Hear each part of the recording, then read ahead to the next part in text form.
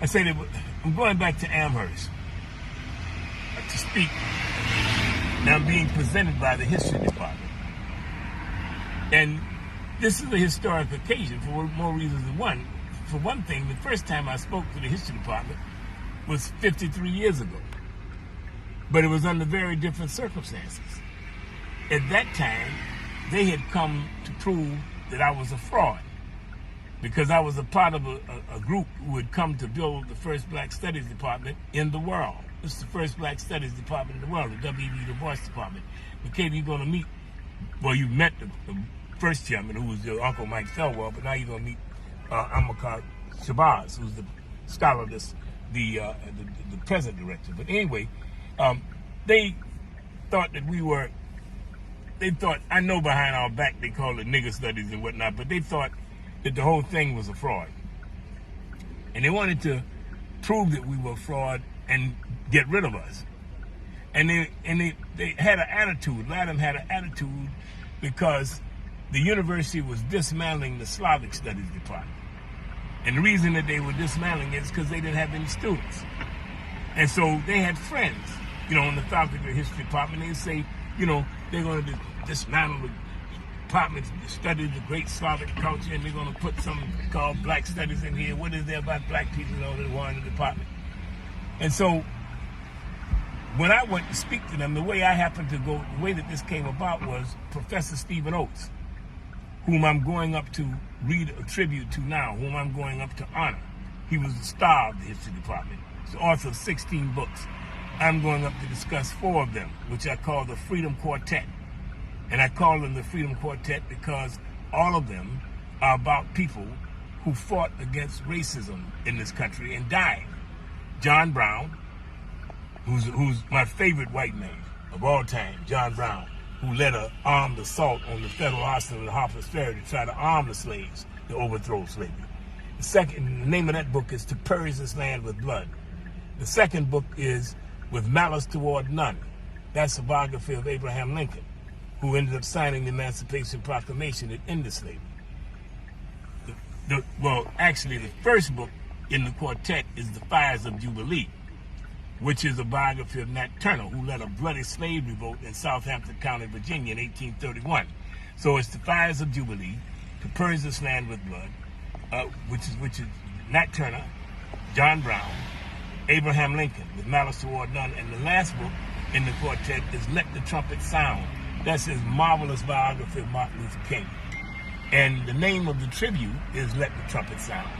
That's the name of the tribute. There's going to be a whole bunch of historians there, who's going to be reading and discussing different aspects of his work. I'm going to be discussing the Freedom Quartet. My piece that I've written will be about. My piece is called On Stephen B. Oates, award-winning historian and intellectual engagé. Reflections on the man and his Freedom Quartet. And so that's what I will be doing. But see, the thing is, this time the history department is presenting me. The last time, they were trying to prove that I was a fraud. Now, Stephen Oates is the reason that I spoke before the history department the first time, because he's the one that set it up. And the reason he set it up is because we met at a 5-college meeting at Amherst College, very snooty, Ivy League Amherst College. And they had a professor there named Henry Steele Commager, who was one of the biggest names in American history.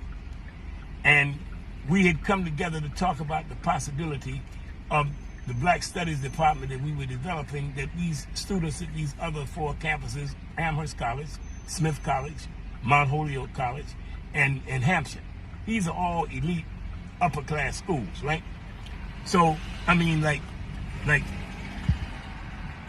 George Bush's wife graduated from Smith. I mean, there's so many famous women, who went to Smith, right? Women's college, Smith and Mount Holyoke, the women's college. Amherst was originally a boys' school, but anyway, so the thing is... Amherst College is not UMASS Amherst, no. That's a different school. The University of Massachusetts Amherst it's different. I just want to make College is a small Ivy League, Well, technically it's not Ivy League. It's not? No, the Ivy Leagues are, I think there's 7 of them. It's Princeton, Yale, Harvard, Brown, University of Pennsylvania, Columbia University, and Cornell. Those are the Ivy Leagues, yeah. There's other schools that are prestigious. Yes, like, one of the elite. Like Stanford, yeah, okay, but they're not Ivy Leagues. This is one of the elite New England liberal arts colleges. You know, yeah, don't they call them college. like the something sisters or something like well, that? Well, that's the girls' schools. Oh, okay. That's Smith, Mount Holyoke, Vassar. You know, Vassar. The Vassar, Seven Sisters. These are all elite women's schools, right? Yeah. So but two of them are up in Amherst, Smith and Mount Holyoke. You know, but in any case, so at this meeting, we were not only going to build the first Black Studies department, but we were going to name it after a Black scholar. You know, which was unheard of. Any department being named after a single scholar. You might have a chair, you know, named after somebody, but not a department. We wanted the department because Dr. Du Bois come from Great Barrington, Massachusetts, which is only less than 100 miles from the campus. In fact, I was hoping we could drive up there, you know, because they now have the university has bought a homestead, and it's now we can drive there on Saturday. Yeah. Well, maybe so, you know what I'm saying? Because they have a Du Bois Center there, you know, I'd like to go. But anyway, and sign my book if they have my book there. But anyway, the thing is that, so Henry Steele Commager, he says that he was skeptical about naming an academic department after somebody who was so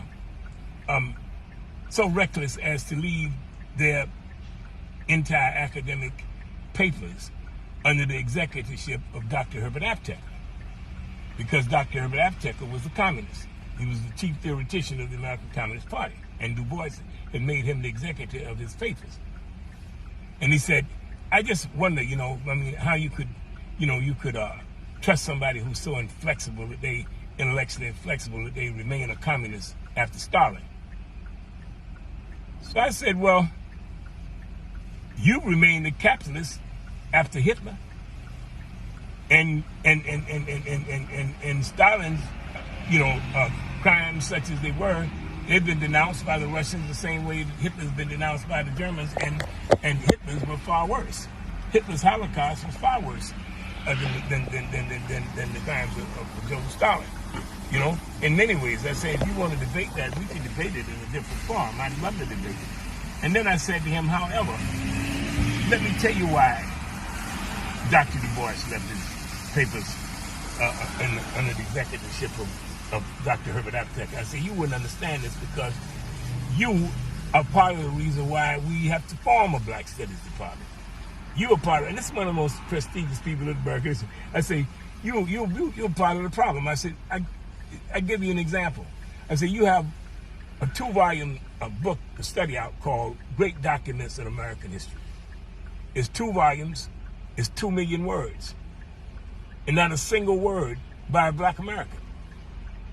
Dr. Herbert Aptheker has a 2-volume work called A Documentary History of the Negro People in the United States. It's also 2 million words, and every word is by a Black person.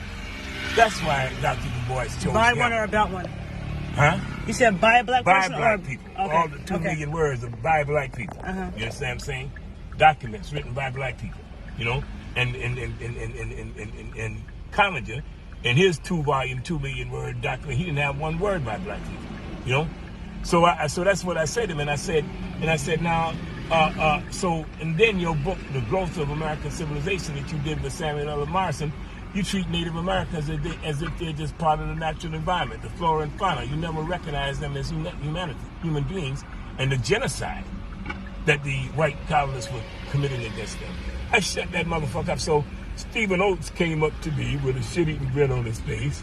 First time I ever saw him, and said, well, I've never seen anybody handle He said, I've never seen anybody handle old Henry like that, you know. And so he said, who are you?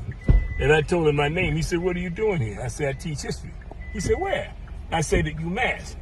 And when I said that, he began to kind of roll his eyes and look. He said, well, that's strange because I teach history at UMass. As a matter of fact, you know, I'm a prominent member of the department, and I never heard of you. You want to finish it? Because after getting, or should this be to be continued? To be continued. To be continued. So we'll have a part 2. Yeah, all right. Okay, Dad. I love talking to you.